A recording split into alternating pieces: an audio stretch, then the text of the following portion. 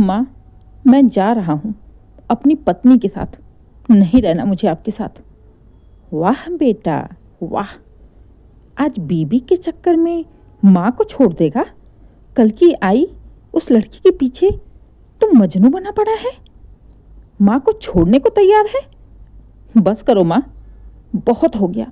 बहुत दिनों से सुन रहा हूँ आपका, इग्नोर कर रहा हूँ कि आज नहीं तो कल समझ जाओगी, लेकिन आपने तो मुझे छोटा सा बच्चा बना लिया है। माँ, शादी से पहले तो आप मुझ पर इतना कभी हक नहीं जताती थी जितना शादी के बाद जता रही हो।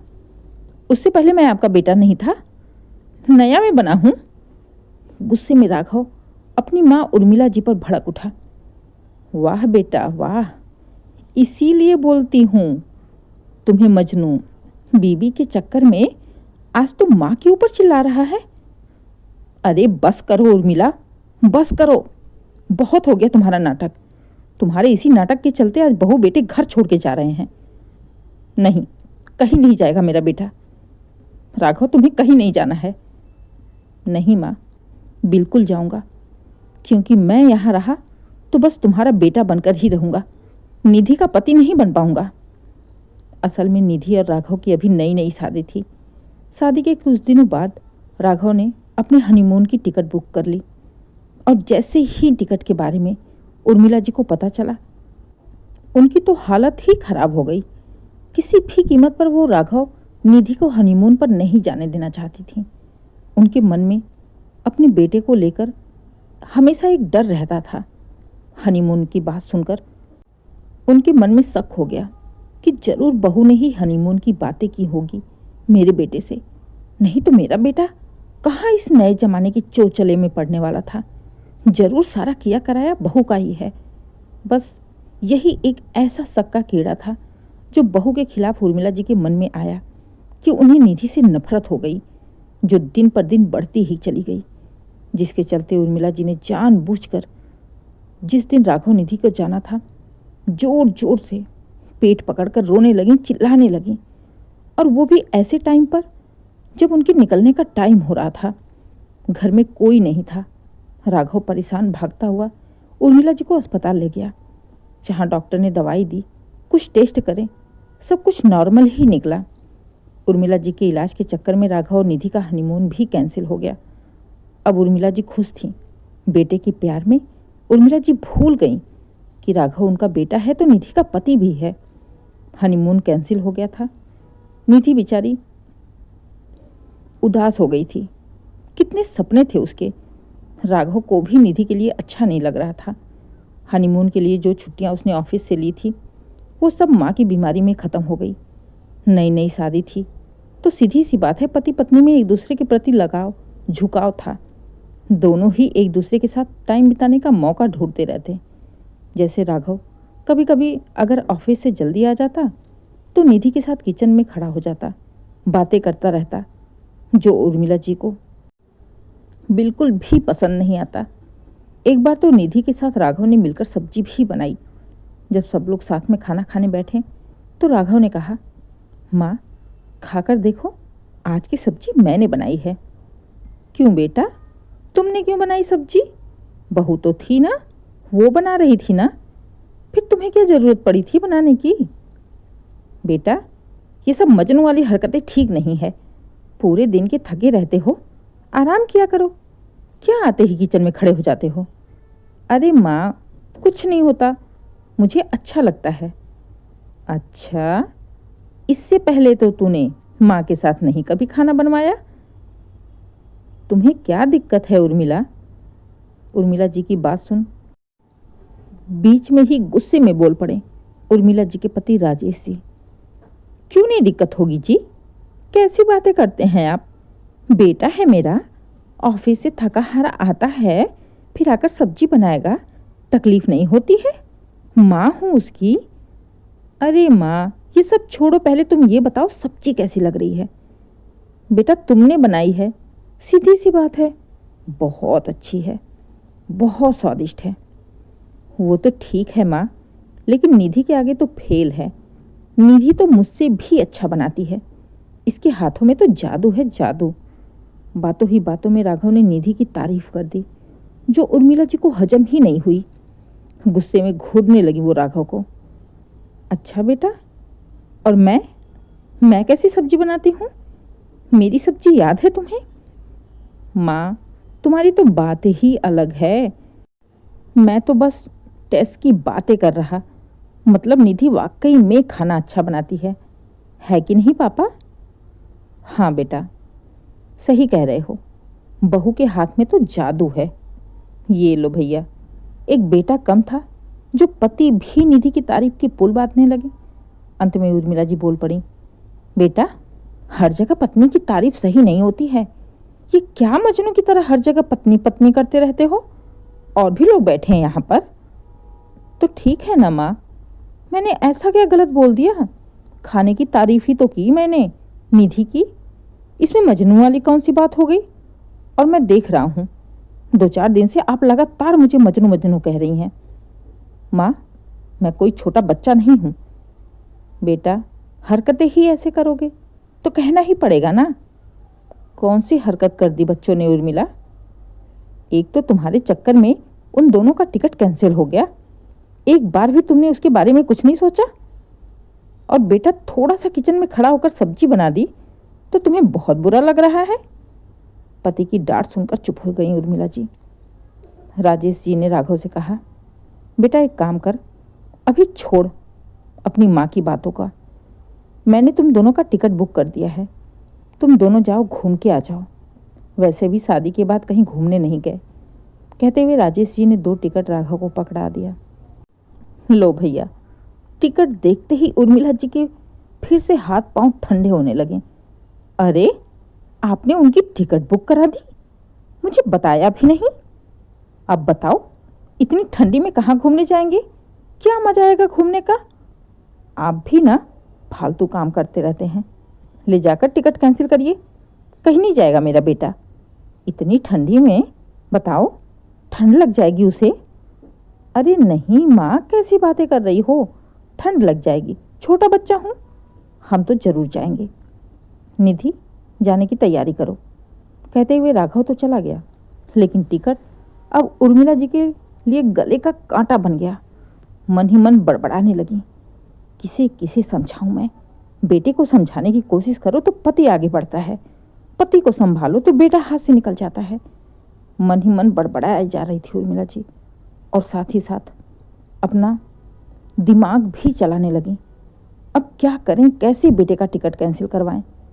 जब कुछ भी समझ में नहीं आया उर्मिला जी को, तो अंत में उन्होंने अपना वही पुराना फार्मूला अपनाया और दोबारा से अचानक ही सीढ़ियों से उतरते हुए कुछ धड़ाम की आवाज़ आई और उर्मिला जी चीखने चिल्लाने लगी। राघव, निधि भागते हुए सीढ़ी के पास आते हैं तो वहाँ पर उर्मिला जी चारों खाने चित बेहोश पड़ी मिली। माँ को बेहोश देख राघव घबरा जाता है और जल्दी से उनके मुंह पर पानी की छींटे मारता है। जैसे ही उर्मिला जी को होश आता है, वो अपना पैर पकड़ के जोर जोर से चिल्लाने लगती हैं। इस बार भी राजेश जी घर से बाहर थे और माँ की ऐसी हालत में उन्हें छोड़कर राघव निधि का जाना मुश्किल था। इस बार राघव फिर से माँ को लेकर अस्पताल गया, जहाँ पर डॉक्टर ने गर्म पट्टी बांधी और कुछ दिनों के लिए आराम करने को कहा। एक बार फिर से राघव और निधि का टिकट कैंसिल हो गया। शाम को जैसे ही राजेश जी आते हैं, जब उन्हें सारी बात पता चली तो उन्हें यूं उर्मिला जी का बार बार बीमार होना, खास करके तभी जब बच्चों की टिकट हो जाने की, राजेश जी को कुछ अच्छा नहीं लगा। राजेश जी काफ़ी अनुभवी इंसान थे। 1-2 बार में ही किसी की नीयत पहचानने की काबिलियत थी उनमें।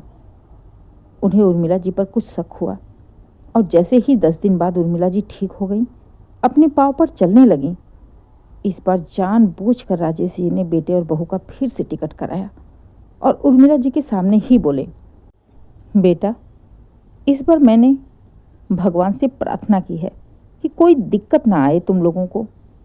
कल की ट्रेन है, सुबह चले जाना, बाकी घर मैं देख लूँगा। इस बार तो वैसे राघव का मन था नहीं, लेकिन जब टिकट हो गया तो फिर से उन दोनों ने अपनी तैयारी शुरू कर दी। बस अगले दिन सुबह सुबह 6 बजे ही निकलना था। राघव निधि दोनों ही लगातार भगवान से मना रहे थे कि इस बार सब कुछ सही हो और वो शांति से चले जाएं। लेकिन शायद भगवान ने उनकी इस बार भी नहीं सुनी और ठीक 5:30 बजे के आसपास ही उर्मिला जी के चीखने की, चिल्लाने की आवाज़ें आई।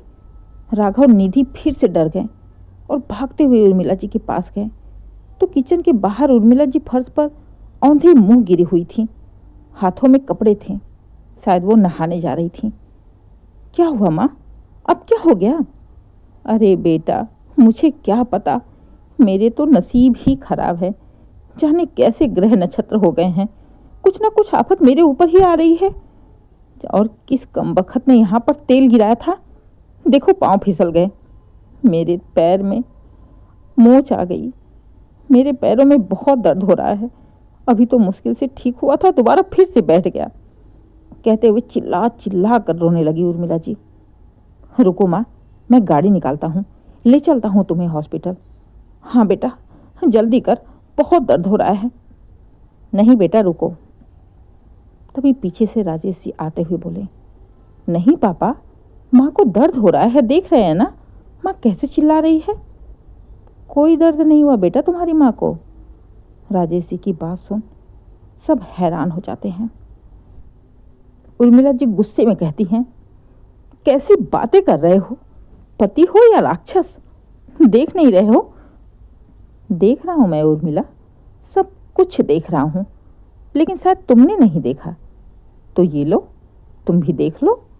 कहते हुए राजेश जी ने मोबाइल ऑन करके उर्मिला जी के आगे कर दिया, जिसमें उर्मिला जी सबसे पहले उठकर बहू बेटे के कमरे के बाहर जाकर देर तक कान लगाकर सुनती हैं, फिर भागते हुए किचन में आती हैं, तेल का डब्बा उठाकर किचन के बाहर सारा तेल गिरा देती हैं और फिर जानबूझकर पैरों से सारा तेल फैलाकर और हाथों में पहने हुए कपड़े लेकर आराम से गिरे हुए तेल के पास बैठकर फिर चिल्लाना शुरू कर दी। वीडियो देखते ही उर्मिला जी का चेहरा ही सफ़ेद पड़ गया, उनकी तो बोलती ही बंद हो गई। डर से राघव को देखने लगी। निधि भी हैरान थी, राघव भी हैरान, लेकिन राजेश जी गुस्से में थे। उर्मिला जी से बोले, उर्मिला, मैं समझ गया था, जब 2 बार बच्चों की टिकट कैंसिल हुई थी तभी मैं समझ गया कि जरूर कुछ ना कुछ बात है। वैसे तो तुम ठीक रहती हो, उनके जाने के टाइम पर ही तुम्हें कोई ना कोई बीमारी हो जाती है, या तो गिर जाओगी या तो पेट में दर्द हो जाते हैं। इसलिए मैंने इस बार जानबूझकर सारी प्लानिंग की थी। मैंने जानबूझकर तीसरी बार टिकट कराया और इस बार घर में ही रहा ताकि तुम्हारे ऊपर नज़र बना सकूं। और मेरा शक बिल्कुल सही निकला। अगर इस बार भी मैं घर पर नहीं होता तो शायद आज भी बच्चे तुम्हें लेकर हॉस्पिटल भागते और उनका जाना कैंसिल हो जाता। यही था ना तुम्हारा प्लान? पति की बात सुन रही उर्मिला जी अब क्या ही बोलें। सारी चोरी तो मोबाइल में कैद हो गई थी, सफाई भी तो नहीं दे सकती थी।